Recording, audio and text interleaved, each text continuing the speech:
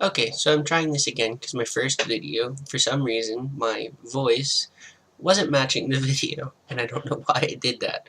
I'm still new to this whole YouTube thing, and I'm working on getting a better camera right now. I'm just using a high definition webcam that I have. But what I wanted to really talk about was bullying. Me and my friends recently saw a movie called Cyberbully starring Haley Osment, and in it, uh, at first, her mom protects her from the internet, doesn't really let her go on the computer, and because she realizes that the internet can be a dangerous place sometimes, especially with personal information and hackers and things like that. But one thing the mom doesn't really think about is bullies. Bullies are all over the internet. So in the movie, Taylor, as she's called in the movie, um, gets a laptop for her birthday, and it comes with no catch, just that the mother has some preset rules that aren't really explained in the video. The video is a couple years old. It's from 2011, and it was a made-for-TV movie. So you know how sometimes you have to go with the flow, and not everything matches up in those. But overall, the message of the movie is really good.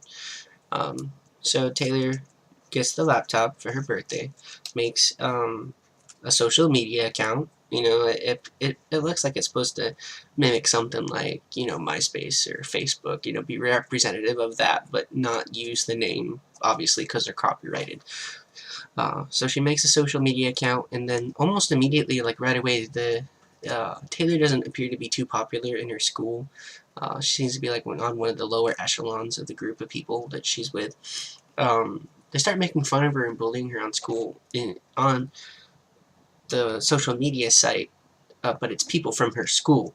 So not only is she getting it at school, now she's also getting bullied on the internet.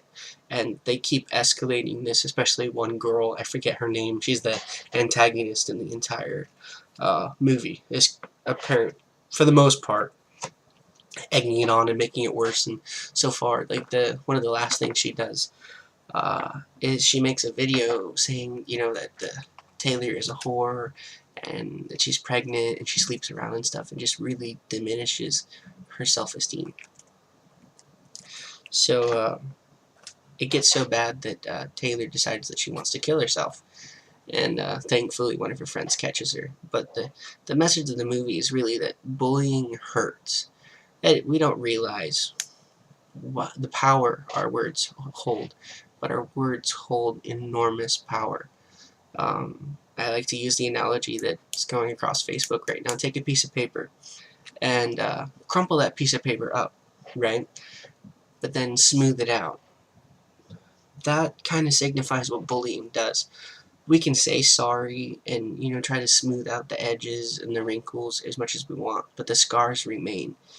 There's always evidence of what we've done. Our words carry power. I read once that it takes 7 positive words to cancel the effects of 1 negative word in a person's mind. Being positive is really important for humanity in general. People don't do so well in negativity and depression. Depression affects 1 in 10 Americans right now. So it's a major problem that we have. And for youth, mostly, high school, college age people, the main thing that is causing them so much trouble is bullying.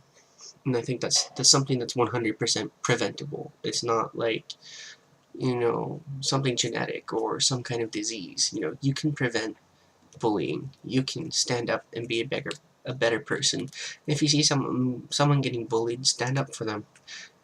Wrap your arm around them and pull them away. Don't let people make fun of them. But to the people who are getting bullied, don't let it get so bad that you want to kill yourself. Suicide is a permanent solution to a problem that's temporary. That bully's not always going to be around you. They're not always going to be in your life.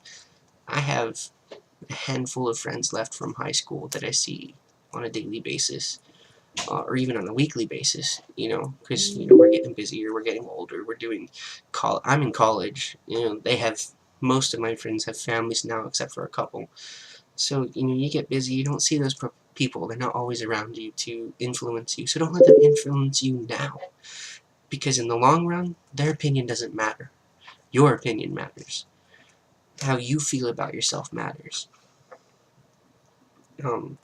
It's always going to get better. And if you're having problems in school, there's things you can do. If they're harassing you on the internet, especially, Facebook and YouTube and things like that, block them. Don't allow that negativity into your life. Don't listen to what they're saying. You know who you are. You know what you can do. Don't allow another person to set your standards for yourself or set your self-worth or your value. Talk to a teacher. If you're in school or, outside of the internet arena, you can talk to, a counselor or a teacher or a friend that you trust. You can talk to a police officer or the school resource officer and, tell them what's going on and what you're going through and that maybe you need some help. But the main thing is it always gets better. Don't allow a bully to ruin your life because they're not worth it. When they go home at the end of the day, they're not thinking about you. You're the one who's allowing them to hold power over you by going home and thinking about them. If you ever need someone to talk to, if you guys, some of you who watch this will probably know me in real life, message me on Facebook, text me, you say, hey, someone's messing with me, can I talk to you about it? And I'll talk to you about it. For those of you who don't know me outside of YouTube, message me on YouTube and I'll answer your messages as best as possible and give you my advice. I was bullied in middle school and high school. I went through this, and the bullies don't affect me anymore because their ignorance isn't going to affect the content of my character. I'm not what they say. I'm my values, my actions, my morals, my character defines who I am, not them. And don't let them define you. Peace.